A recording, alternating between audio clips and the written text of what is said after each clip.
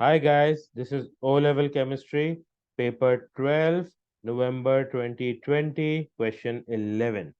Which statement describes ionic bonds? A lattice of ions in a sea of electrons. No. A lattice of ions in a sea of electrons is a partial description of a metallic bond.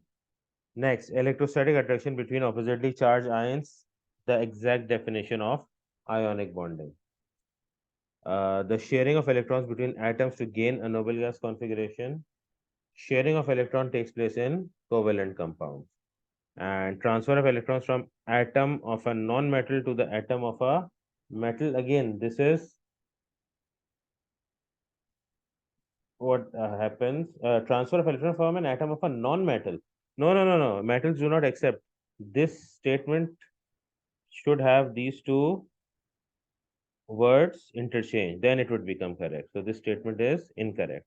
So this makes option B the correct option for this question.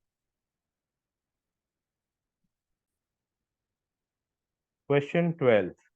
Which substances contain at least one double bond?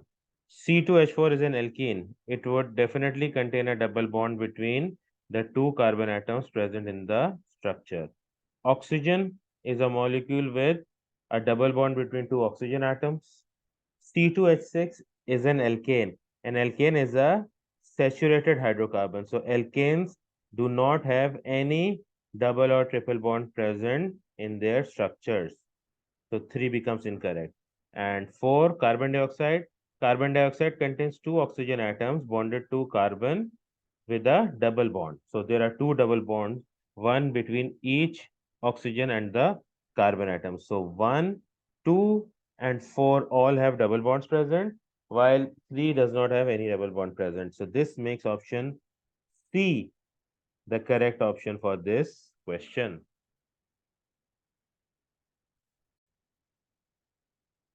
Question 13. Magnesium will react with aqueous copper to sulfate to form copper and aqueous magnesium sulfate.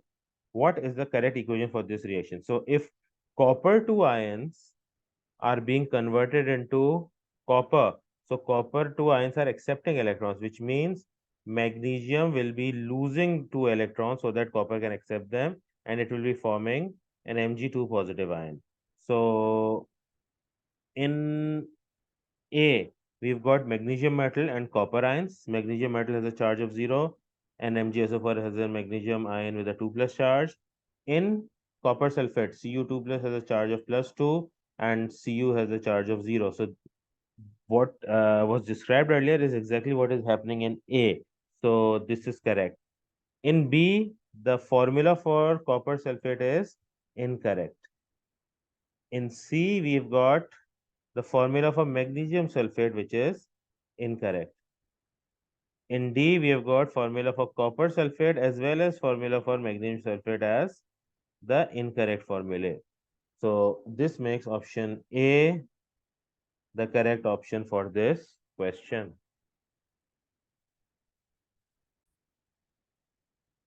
Question 14. A sample of magnesium hydroxide has a mass of 4.63. How many moles of magnesium hydroxide are present? So the first thing we need to do is we need to calculate the MR of magnesium hydroxide.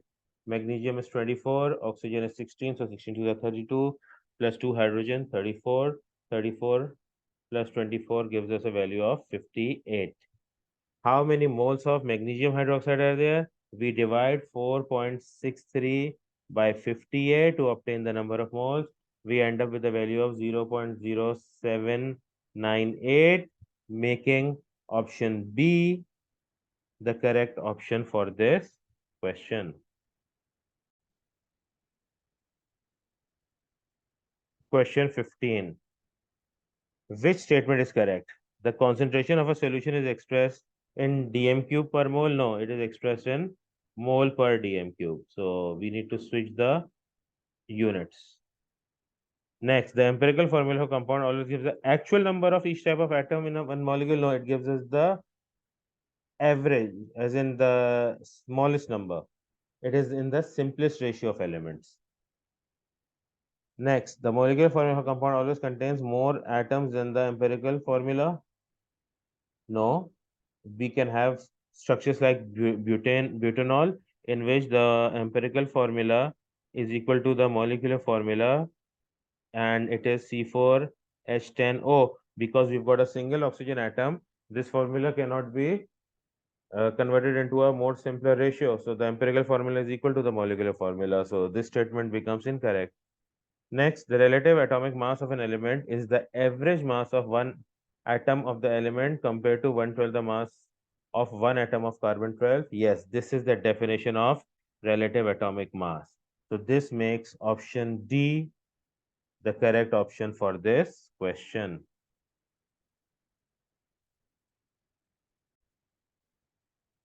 Question 16. Which sample contains the most atoms? 0.5 moles of water contains 3 atoms. So 3 into 0.5 is 1.5 moles. In 1 mole of carbon dioxide contains 3 atoms. So 3 into 1 is 3 moles of atoms. In 1 mole of methane, we've got CH4. So 5 atoms present. 5 into 1 is 5 moles. And in hydrogen chloride, we've got 2 atoms, 1 hydrogen and 1 chlorine. So 2 to the 4. This contains 4 moles. So the maximum value of moles obtained is 5, making option C the correct option for this question. Question 17. The equation shows the production of iron by reduction of iron 3 oxide. 80 tons of iron oxide produces 50 tons of iron. Okay. What is the percentage yield? In order to find the percentage yield, we need to find the MR of Fe2O3 and iron. So the AR of iron is 55. So we've got 2 moles of iron. So it would become 110 here. And we have 2 moles of iron, which is 110. And we've got 3 moles of oxygen. So 16 into 3 is 48. 48 plus 110 is 158. So 158 tons of Fe2O3 will produce 110 tons of iron, and 80 tons should produce how much? This is the theoretical value. So this would be 80 divided by 158 into 110. This gives us a value of 55.70 tons. However, the question states that we have 50 tons of iron being produced. So now we calculate the percentage yield. So it would be 50 divided by 55.70 multiplied by 100, giving us a percentage yield of 89.78%. So this makes option D the correct option for this question.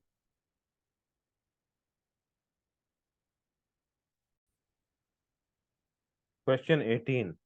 Aqueous copper to sulfate is electrolyzed using copper electrodes. The current is constant and the anode is weighed at regular time intervals. Which graph is obtained when the mass of anode is plotted against time? So first thing, anode is where oxidation takes place. That means as time progresses, the mass of the anode would decrease. So this eliminates options B and D because that is showing an increase in the mass of the anode.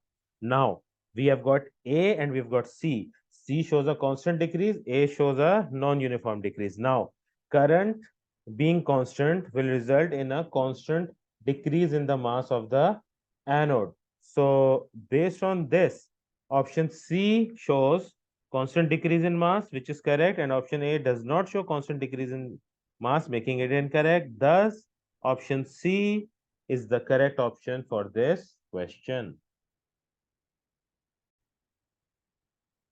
Question 19. The diagram shows the electrolysis of a mixture of aqueous copper 2 nitrate and aqueous silver nitrate.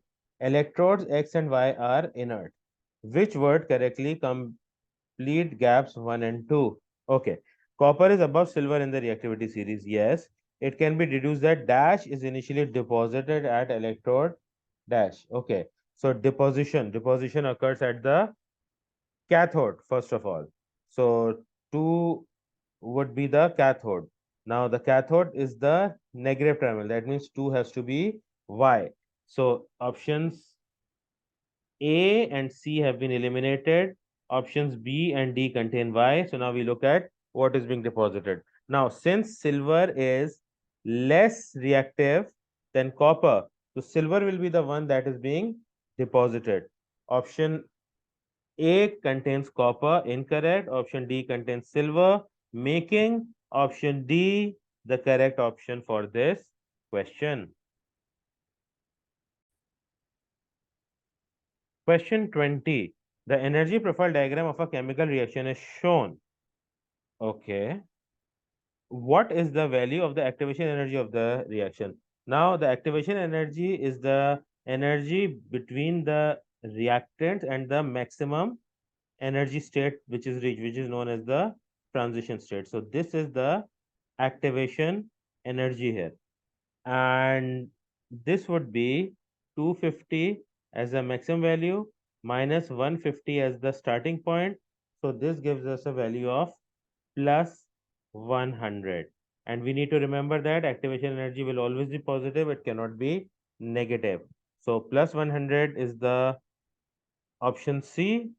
So this makes option C the correct option for this question.